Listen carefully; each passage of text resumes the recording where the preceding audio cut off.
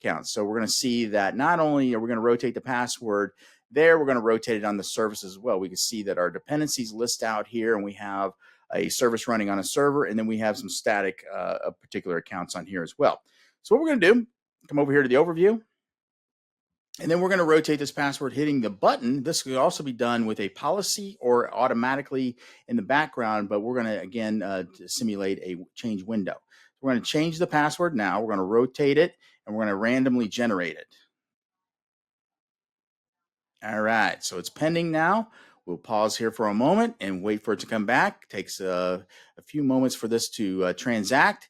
And then once that happens, we'll see that the password succeeded button and prompt pops up here. And then we will be able to take a look at our audit trail and the dependencies and their succeeded status. So we're going to come over here now. We saw that did occur. We're going to take a look at the dependencies. We see now that we have all these passwords have been rotated in these dependencies. Now what we're going to do is we're going to take a look at the audit trail. We'll also see that this is in effect here.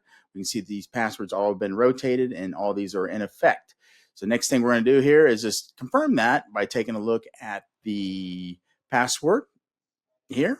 And we see that now has changed as well. So that would be simulating a change window on a change weekend, if you will. Also, it could be done automatically via a secret policy or set explicitly on the secret itself. So thank you for watching.